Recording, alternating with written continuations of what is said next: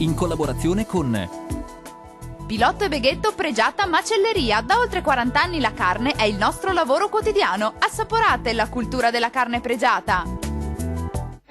Cecchina Andrea e Carlo, la galleria del gusto, nelle migliori gastronomie e supermercati.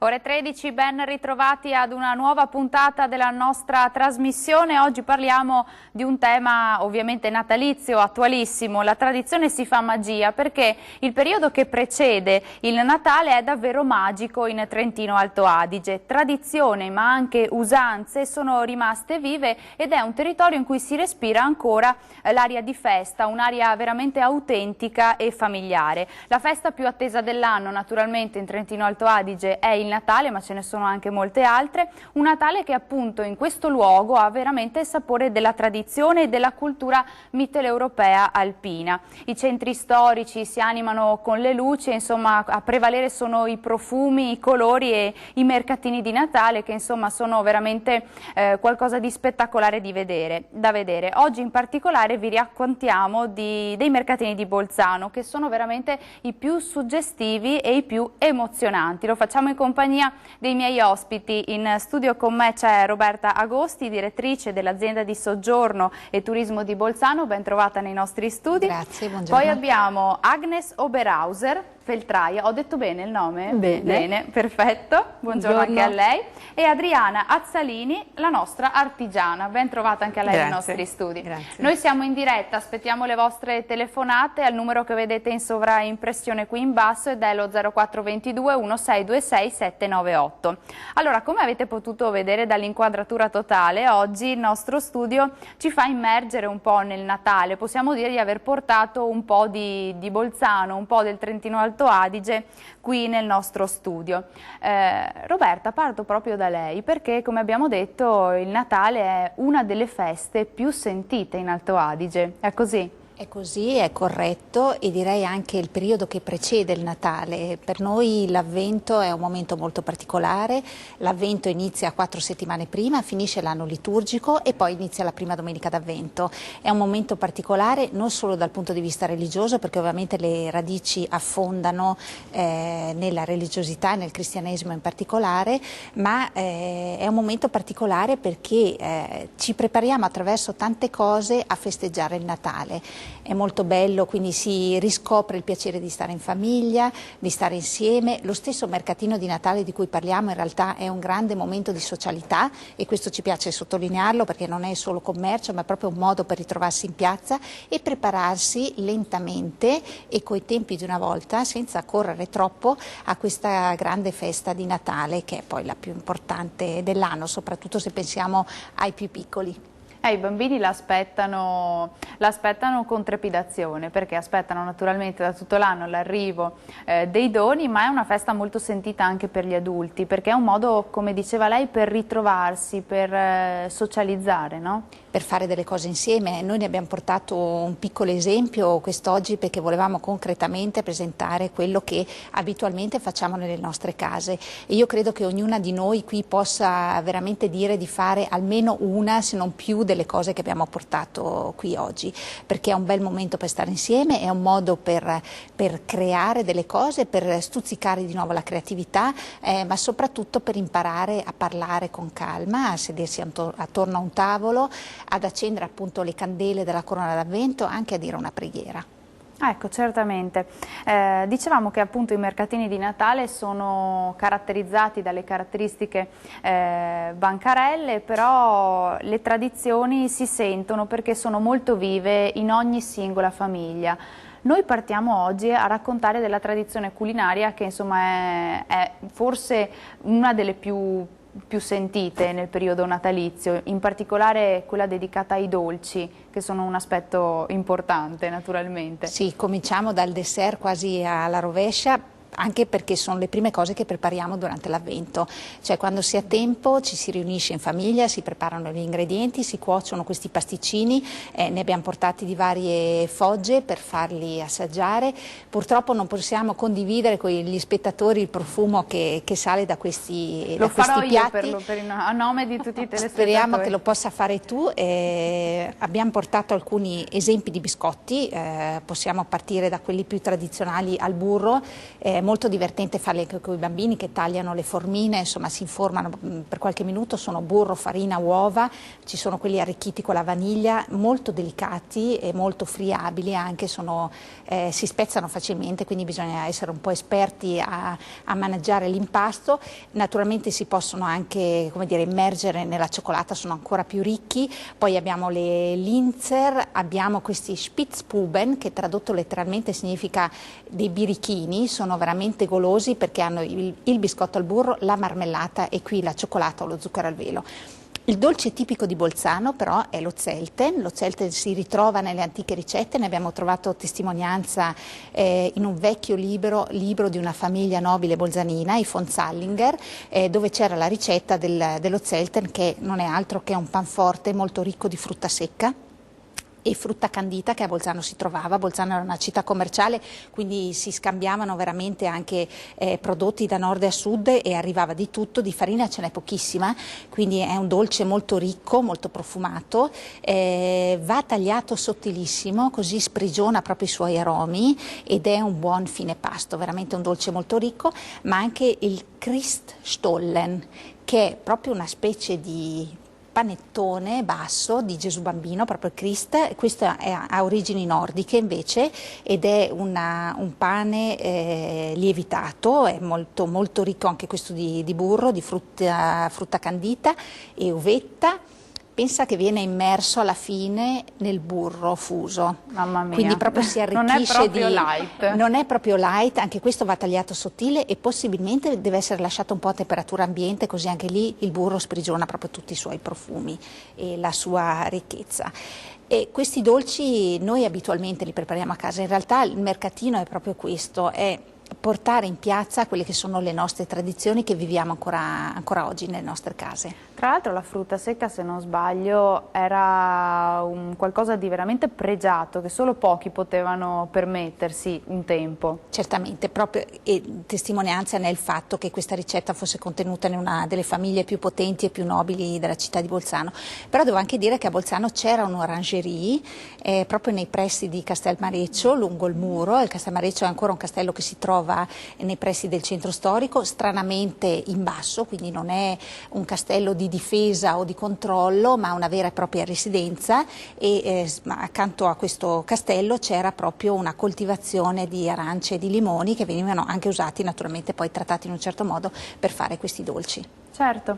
Agnes, anche la tradizione del feltro è molto sentita nel periodo di Natale. Cosa si può fare con il feltro? Allora, di tutto? Sì, di tutto. Comincio qua con un pupazzo di neve fatto di 2 palline di lana e si può attaccare sull'albero. Sì. Poi ci sono qua 2 gnomi che sono messi su una bottiglia del vino per coprirla. Certo. Anche poi hai già una... Poi anche una tradizione molto sentita sono le pantofole fatte tutte interamente a mano, sì, con il feltro. Sì, col feltro, fatto con l'acqua, col sapone e la lana artigiana, cioè la lana che viene proprio dalla pecora della montagna. Qua ce l'ho portato un po' di lana bianca.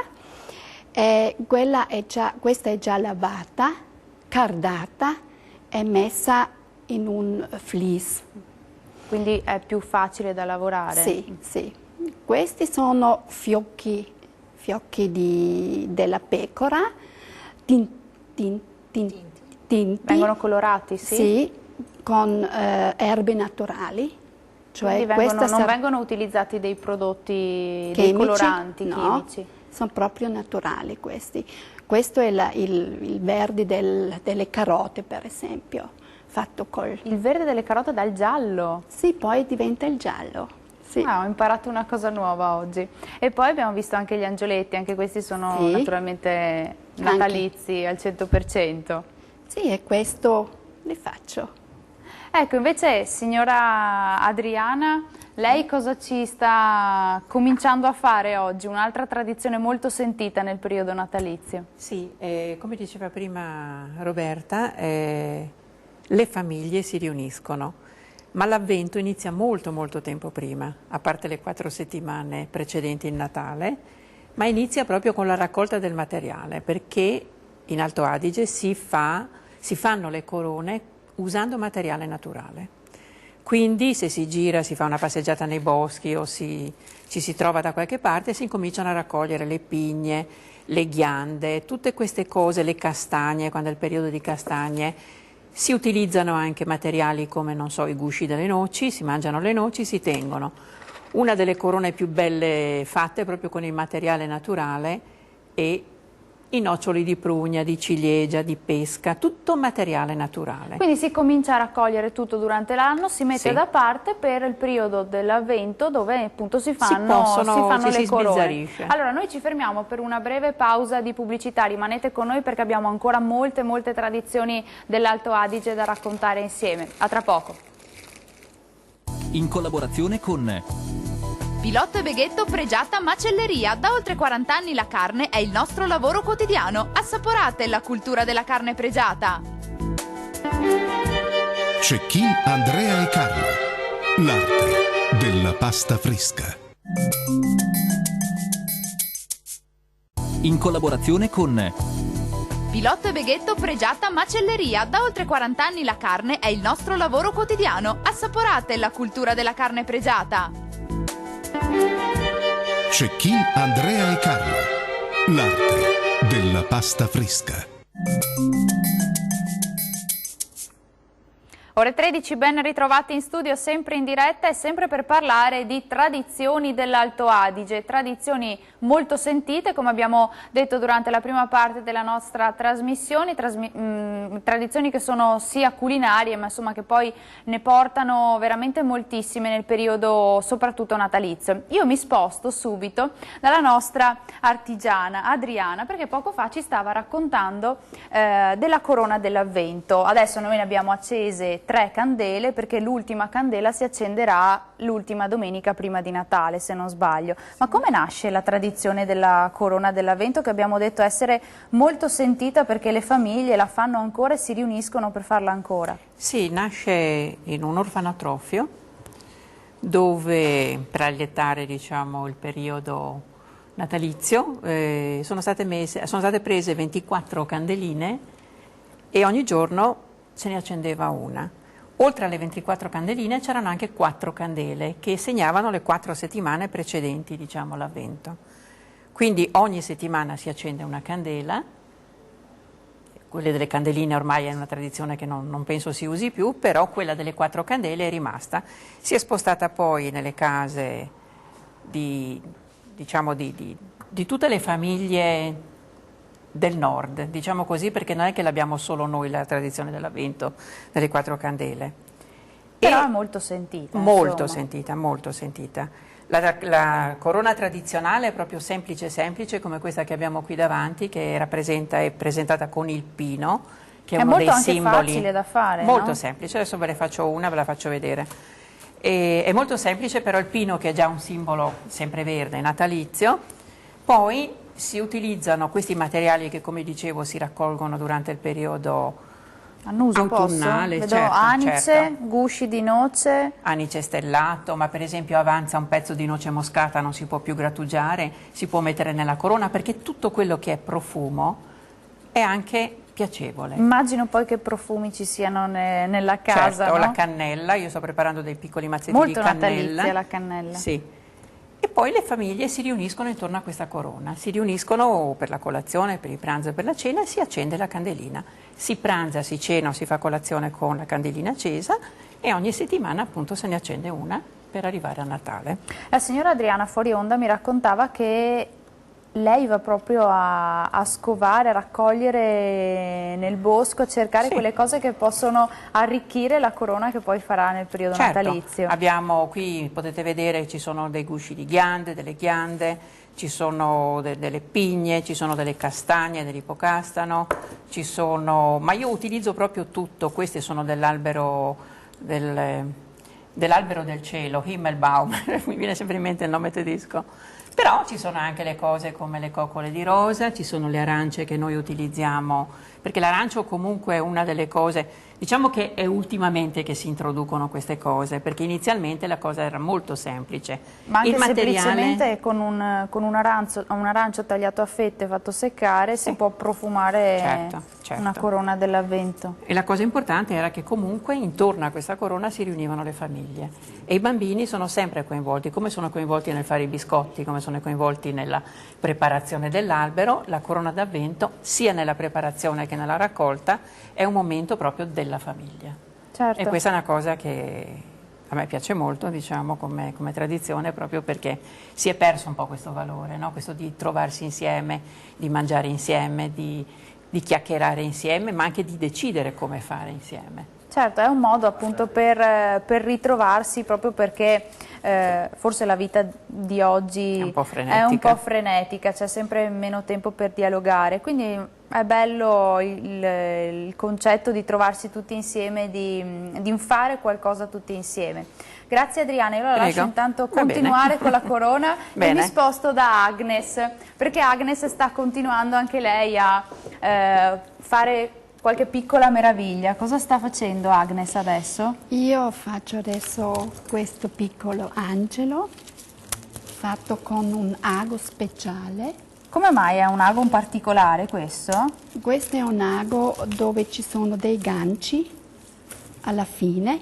Quelli possono proprio aiutare a incrociare i fili di lana e poi mettere attorno a questa. È un'arte, insomma. Sì, è un'arte. Che si impara come? Lei, Agnes, come l'ha imparato? Io sono stata in Val d'Ultimo, che è una valle dell'Alto Adige, e ho fatto 3 anni di scuola della Winterschule di Val d'Ultimo, e là abbiamo imparato questo tipo di artigiano. È proprio andata a scuola per imparare. Quanto tempo ci vuole, ad esempio, per fare le pantofole, che so che si trovano anche nel mercatino di Bolzano, in Piazza Walter? Allora, questi pantofoli non sono fatti con l'ago, sono fatti proprio infeltriti con acqua calda e sapone. È lavorato tantissimo con le mani e poi messo anche qua la pelle. Sì. E ci vuole almeno 6 ore. Almeno 6 ore. Invece per fare ad esempio l'angelo o l'ognomo? Ma un'oretta. Un po' meno, ormai poi si comincia a prendere... Sì, con l'ago si lavora velocemente. Insomma, si può fare di tutto. Poi anche il tradizionale cappello dell'Alto Adige, no? Se non sbaglio, è fatto con il feltro, Agnes. Anche questo, un po' più in miniatura, ecco, però anche quelli più grandi vengono fatti con il feltro.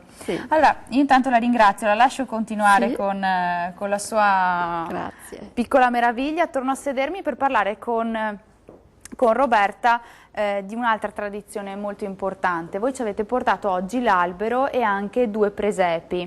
L'albero è una tradizione molto sentita anche qui da noi in Veneto, anche da voi, visto che ci avete portato un albero decorato un po' diverso da come lo decoriamo noi, però. Sì, diciamo che lì la fantasia si può sbizzarrire, ognuno può creare l'albero come meglio preferisce, anche con oggetti naturali. Per esempio a casa un anno io l'ho decorato solo con la frutta secca, seccando le fettine di mele e di arancia e prendendolo con dei fiocchi molto colorati. È un albero che fatto con i bambini è molto divertente da da realizzare ed è come dire, anche low cost, perché il materiale, la materia prima non è così cara. La tradizione dell'albero è molto sentita, viene da nord anche questa, una volta si usava solo luce, oppure degli angioletti di vetro, questo racconta anche la tradizione bolzanina, dei piccoli angioletti e uccellini di vetro che luccicavano e quindi riprendevano la luce delle candele e la riportavano nell'ambiente. E naturalmente poi il presepe, anche questo è molto sentito da noi, abbiamo una tradizione dei presepi antichissima, basti pensare agli scultori della Val Gardena che sono diventati famosi nel mondo proprio per la loro capacità di creare delle sculture.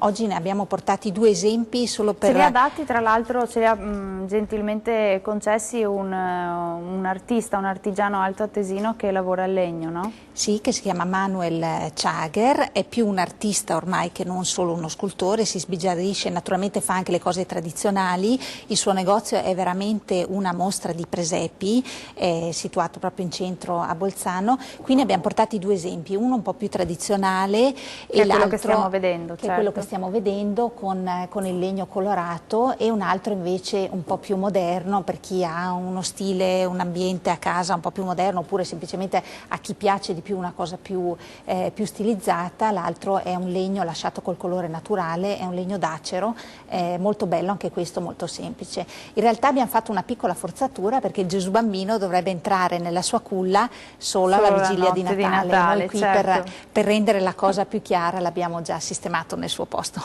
Tra l'altro lei parlava appunto della tradizione della lavorazione del legno, in una puntata credo che abbiamo realizzato proprio sui mercatini di Natale di Bolzano lo scorso Natale. È venuto uno scultore della Val Gardena. In Val Gardena c'è ancora una scuola dove si impara, se non sbaglio, a lavorare il legno. Certo, si impara a lavorare il legno, ma si impara anche tutto quello che c'è di propedeutico per imparare a lavorare il legno, quindi la conoscenza dei materiali, la conoscenza di come i materiali reagiscono nel tempo, dei colori sul materiale, delle laccature, ma anche si impara molto bene a disegnare, cioè non c'è un artista che non deve saper come dire, gestire le proporzioni, la creatività prima di riuscire a lavorare il legno. È una scuola naturalmente molto importante per noi perché conserva anche lì una tradizione e riesce anche, come dire, a mantenere le persone sul posto. Questo è molto importante perché dove c'è economia le persone non devono trasferirsi, non devono andare a cercare lavoro da altre parti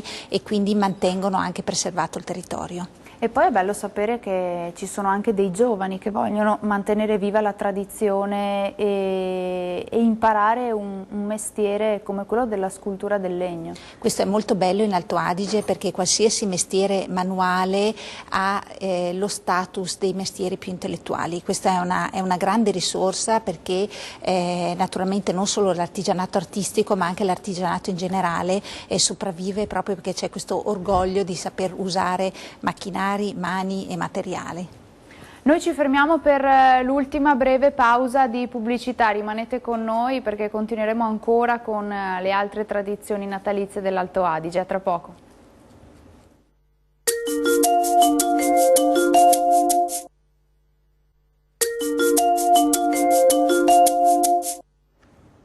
Ben ritrovati in studio, sempre in compagnia di Ore 13. Io riparto da Roberta Agosti perché abbiamo parlato di alcune di quelle che sono le tradizioni del periodo natalizio in Alto Adige, tradizioni che chi viene a Bolzano ai mercatini, questa è la 24esima edizione, può respirare davvero a 360 gradi. Come mai il successo di questi mercatini da 24 edizioni, il prossimo anno sarà con la 25esima edizione davvero un avvenimento importante? Ma io credo che alla fine il successo sta nelle cose semplici, non abbiamo fatto altro che portare le nostre tradizioni sulla piazza, ovviamente ci sono anche delle piccole deviazioni perché gli espositori sono tanti, ne abbiamo quasi 90, sono sparsi in Piazza Walter e in alcune piazze adiacenti perché poi nel tempo è nato anche il mercatino dei bambini, quindi più adatto ai nostri ospiti più piccoli e quindi specializzato non solo per farli divertire con i pony piuttosto che con i giochi, ma anche per far loro vedere quello che succede all'interno di uno stand, quindi anche i banchi degli stand sono più bassi. E il mercatino è rimasto resto fedele a se stesso nel tempo. Questo secondo me è importante da sottolineare, perché non ci siamo lasciati contaminare troppo dalle mode. Un po' è inevitabile, perché nel commercio questo succede, però il fatto di rimanere fedeli alle proprie tradizioni e di trasportare questa autenticità sulla piazza, secondo me, è la formula vincente anche per il futuro. È una cornice meravigliosa, imbiancata dalla neve poi, tra l'altro, no? Quest'anno purtroppo ancora non è arrivata, speriamo nelle prossime settimane. Le temperature sono anche ancora abbastanza alte per la stagione, speriamo che succeda presto. Fa bene a tutti se nevica un po'. Poi tra l'altro mettete proprio in mostra quelle che sono le tradizioni, anche con i canti e i balli tipici del periodo natalizio, no? Esattamente, lo facciamo in modo che gli ospiti abbiano veramente un'impressione di quello che è la nostra tradizione. È un regalo che diamo loro. Devo dire che soprattutto le bande musicali che suonano tutte le domeniche mattina attirano tantissimo l'attenzione dei nostri ospiti. È proprio bello vedere come osservano, non solo ascoltando, diciamo, la musica, ma anche osservano i costumi tradizionali. Abbiamo 3 bande musicali in costume solo a Bolzano, nel resto dell'Alto Adige ce ne sono centinaia. Ogni paese, credo che qualcuno abbia fatto un conto una volta, che ogni terzo abitante dell'Alto Adige è inserito in una banda musicale. Caspita, allora io adesso vorrei che guardassimo insieme il video che è stato realizzato proprio ai mercatini di Bolzano, perché ci permette davvero di immergerci ancora di più nell'atmosfera natalizia. Allora lo guardiamo insieme, poi lo commentiamo in studio.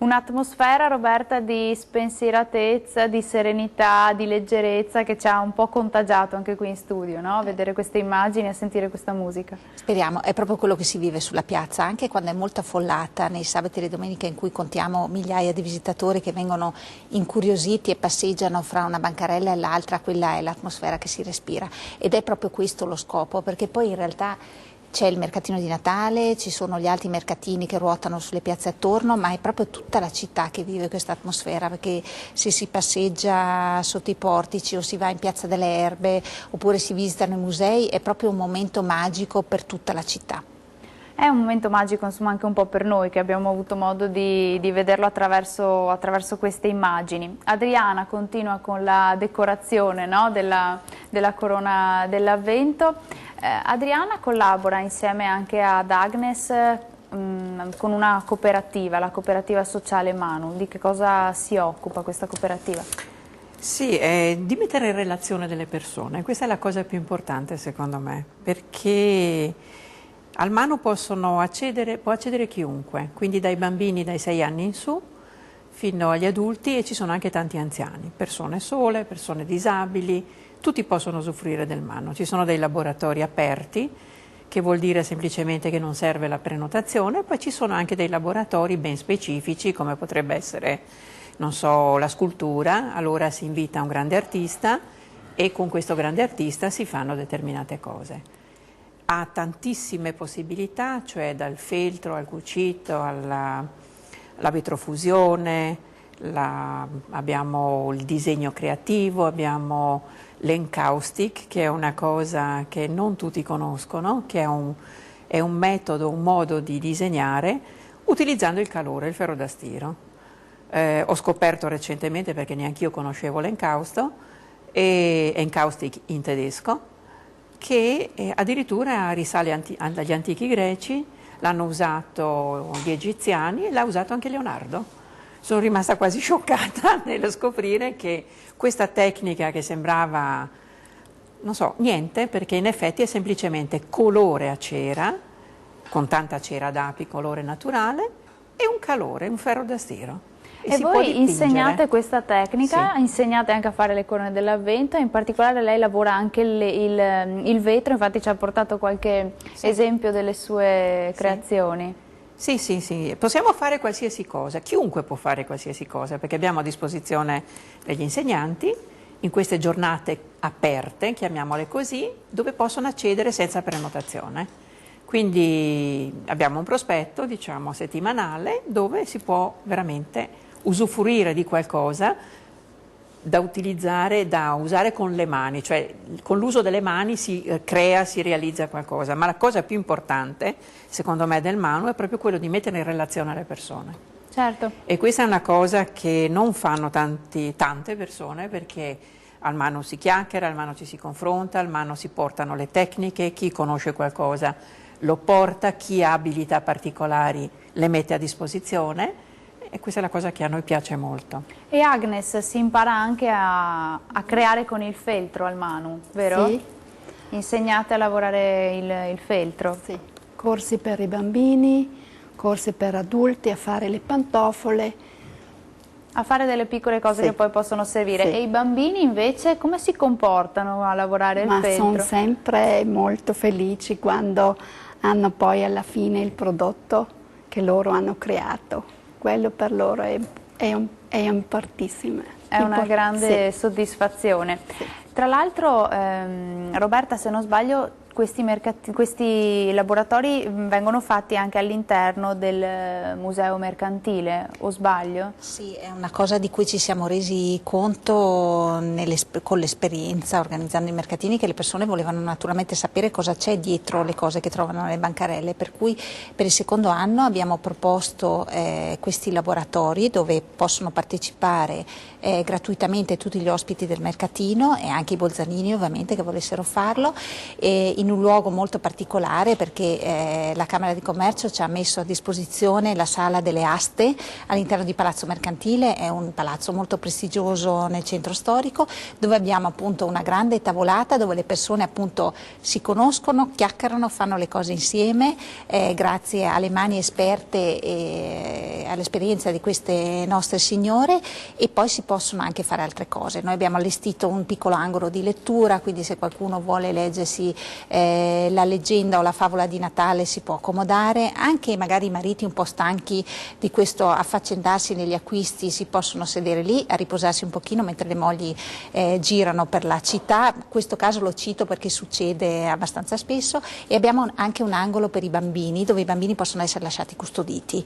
È una cosa molto apprezzata in un bel palazzo del centro. È anche l'occasione per conoscere un museo forse non così blasonato come altri musei che ci sono a Bolzano. Per esempio è conosciuto da tutti il museo di Ötzi, ma anche la storia mercantile della città, che in fondo l'ha resa quella che è adesso, è molto bella e molto interessante. Allora, noi ci fermiamo per l'ultima breve pausa di pubblicità, rimanete con noi per l'ultima parte insieme di Ore 13 di oggi, a tra poco.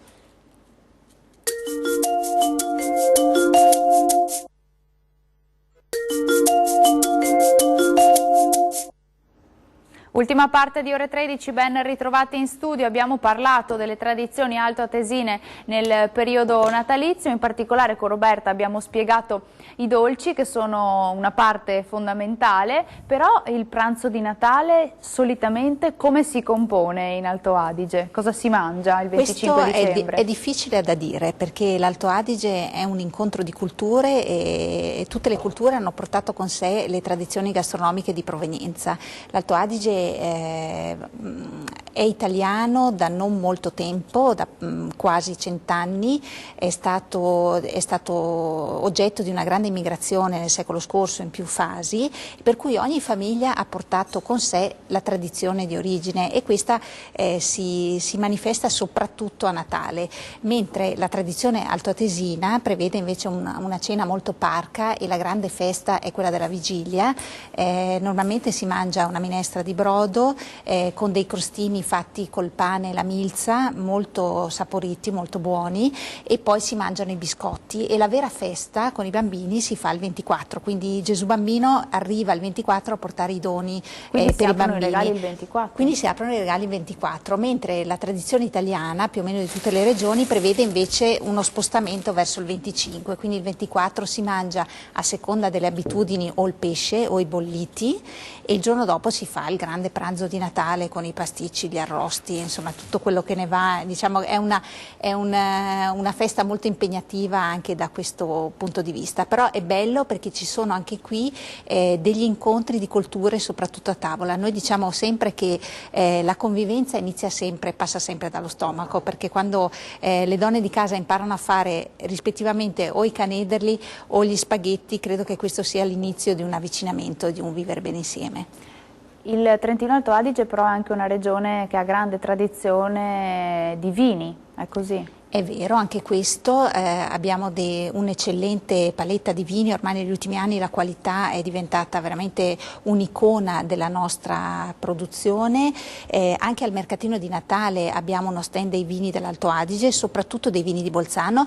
Non dimentichiamo che Bolzano è il terzo produttore di vini dell'Alto Adige dopo Caldaro e Dappiano, quindi vantiamo veramente una bella produzione. I vini autoctoni di Bolzano, addirittura una vite autoctona è il Lagrein, che è un vino rosso molto corposo, e l'altro è il Santa Maddalena, che deriva da una schiava con un'aggiunta di Lagrein, veramente due grandi rossi per una città che vanta una bella produzione di vini. E in Trentino Alto Adige, lo sappiamo, è un paese bilingue, insomma, abbiamo detto appunto si parla l'italiano, si parla anche il tedesco, abbiamo sentito l'accento di Agnes che è stata bravissima però a parlare in italiano. Per noi oggi è un paese bilingue, quindi si può veramente assaporare una duplice entità, no? Una duplice entità, e come sempre nei luoghi di confine, lo ha dimostrato l'arte nel passato, c'è sempre una produzione originale di tutto quello che... perché proprio c'è un incontro di cultura e un confronto quotidiano fra una e l'altra, quindi si può crescere insieme, imparare molto insieme e soprattutto forse dare una marcia in più a certe cose. E tra l'altro però c'è anche un terzo gruppo di lingua, se non sbaglio, che è anche il ladino, ed è la più antica lingua della regione dolomitica. Esatto, deriva dalla popolazione eretica. La popolazione eretica si estendeva dal Trentino, dalla Val di Non fino alla Carinzia, quindi andava ben oltre ai confini anche del Trentino Alto Adige. Adesso è ladino, è la terza lingua dell'Alto Adige, viene anche insegnato a scuola, anche gli atti amministrativi degli enti locali nelle valli dove il ladino si parla sono tradotti in 3 lingue, quindi si mantiene viva una vera e propria lingua, non è un dialetto, è una lingua che si mantiene nei secoli e che ha le sue caratteristiche e le sue sfumature. Adriana, lei mi ha raccontato di essere stata un'insegnante di scuola dell'infanzia. I bambini lo parlano il ladino? Un po'? Sì, diciamo ci sono delle famiglie che sono ladine, infatti ho dovuto imparare anch'io alcune piccole frasi, tipo allacciati le scarpe. Che si dice come? Has la veta desciolada, cioè è la scarpa slacciata. E quindi i bambini lo sanno un po'. Alcuni bambini che hanno la fortuna di avere genitori bilingui, perché io a questo punto dico la fortuna di avere anche genitori bilingui, parlano anche il ladino. Sì. E chi sa il tedesco sa anche il ladino oppure no, Agnes? Si conoscono entrambe, chi conosce e chi parla bene il tedesco parla anche il ladino o non è sempre così? Non è sempre così. Io per esempio come madrelingua parlo il tedesco. Ho imparato a scuola come seconda lingua, però in casa parlo il tedesco. Tra l'altro abbiamo detto anche insomma, che le tradizioni natalizie sono moltissime, non abbiamo parlato di una tradizione molto, molto sentita che è quella della maschera dei Krampus, Roberta. Sì, la maschera dei Krampus che naturalmente è la rappresentazione antica e costante e perenne che penso ci accompagnerà nei secoli del bene e del male, quindi San Nicolò il 6 di dicembre che arriva naturalmente portando i doni ai bambini bravi ma viene anche generalmente accompagnato da questi Krampus che portano delle maschere spaventose perché ce ne sono alcune di molto belle e molto antiche fatte con il legno. In Valle Aurina per esempio ci sono delle maschere molto belle, ce ne sono anche in Val Sarentino dove c'è anche un'altra tradizione che è quella di andare di maso in maso ad augurare la buona fortuna. È la tradizione del Klöcklen, anche questa molto sentita e praticata ancora oggi, quindi chi va in Val Sarentino la può vedere ancora durante le settimane dell'Avvento. I masi sono queste abitazioni a corollario del villaggio, l'antropizzazione nei luoghi di montagna avveniva così, c'era un paese centrale attorno a questi masi che sono delle unità abitative agricole dove si è mantenuta secondo il diritto salico antico la proprietà presso uno solo della famiglia. Questo ha consentito di mantenere unita la proprietà e quindi di garantire la sopravvivenza almeno ad una famiglia. E questo può sembrare naturalmente molto crudele perché al tempo, nei secoli andati, non c'era nessun risarcimento per i figli più giovani che molto spesso erano costretti a lavorare per il fratello più grande. Adesso naturalmente questo è previsto, però questo ha consentito nei secoli di mantenere bello il paesaggio e credo che il paesaggio dell'Alto Adige e la cura che abbiamo dell'ambiente sia un fatto importante per la nostra cultura e anche per la nostra economia. Allora, io mi avvicino adesso ad Adriana perché ci stiamo avviando verso la conclusione della trasmissione di oggi. Adriana sta continuando a finire con un decoro, un centro tavola, però abbiamo finito la corona dell'Avvento, no? Sì, qui ce n'è, invece di usare le 4 candele, mettiamo una candela centrale ed è semplicemente, diciamo, fatta con il pino che rappresenta sempre il Natale. E poi ha usato naturalmente queste coccole di rosa che ho raccolto nel giardino, anzi una signora ha raccolto per me nel giardino, per dargli un po' di colore. E non serve nient'altro, non servono nastri, non serve niente. E sono delle belle idee per decorare anche sì. la tavola il giorno di Natale sì. e non solo, no? Certo. E poi abbiamo detto che è bello trovarsi in famiglia, è bello un po' riscoprire anche queste tradizioni che comunque non sono mai andate perse nel territorio dell'Alto Adige, no? Non sono proprio mai andate perse ed è un piacere vedere che appunto anche non so inviti l'amica a bere il tè e allora servi i biscotti e si accende la candelina. Certo. La candelina quindi la luce che può avere tanti significati, anche un significato religioso, tutto quello che è, però è anche diciamo che il fuoco è sempre stato un accentratore, quindi sempre tutte tribù si riunivano intorno al fuoco, si suona la chitarra, si accende un fuoco, si mangiano i biscotti, si accende una candelina. Ed è un bel momento. Sì. Arrivo da Agnes perché voglio vedere se ha concluso l'angelo che stava facendo poco fa. Insomma è volata la puntata, però l'angelo è quasi finito, mancano sì. le ali, no? Sì, adesso attacco le ali qua col lago, poi è finito. Molto bello. Sì. È molto bello e si vede proprio la manualità, no Roberta? Lo giri pure che così lo riusciamo a vedere, eccolo qua, con queste ali così eteree, insomma molto, molto leggere. Sì. È un bel prodotto, insomma un'arte davvero molto bella, speriamo insomma che sempre più i bambini la possano portare avanti, no? Voi Sì, vi impegnate ad quello è importante. insegnarla anche a Sì. loro, no? Sì. Allora, torno a sedermi, mi allontano dai dolci perché il profumo comincia a farsi sentire, l'ora è quella giusta. Io vorrei che, siamo davvero quasi in chiusura, Roberta ci ricordasse fino a quando possiamo venire a vedere i mercatini a Bolzano e se sono previsti anche dei particolari pacchetti per i visitatori. Sì, abbiamo predisposto dei pacchetti che sono validi fino al 6 gennaio, la data di conclusione del mercatino di Bolzano e anche degli altri mercatini originali dell'Alto Adige, lo ricordiamo, sono Merano, Bressanone, Brunico e Vipiteno. I pacchetti sono per il soggiorno infrasettimanale, non solo con dei prezzi particolari in albergo, ma anche con delle prestazioni da parte nostra. Invitiamo gli ospiti a visitare gratuitamente alcuni musei e diamo loro la tazzina del mercatino di Natale, quindi un piccolo incentivo a visitare Bolzano durante la settimana, si vive meglio anche il mercatino.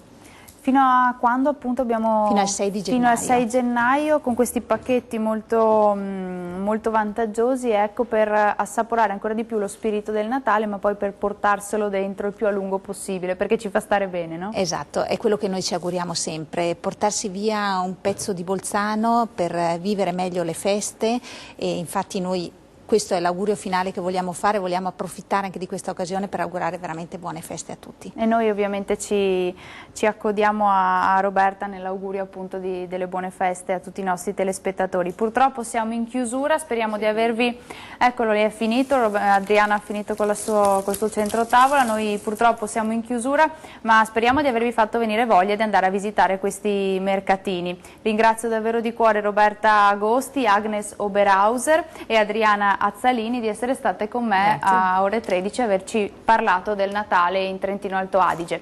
Grazie quindi anche a tutti i telespettatori di averci seguito e arrivederci alla prossima puntata. In collaborazione con Pilotto e Beghetto Pregiata Macelleria. Da oltre 40 anni la carne è il nostro lavoro quotidiano. Assaporate la cultura della carne pregiata. Cecchin Andrea e Carlo. L'arte della pasta fresca.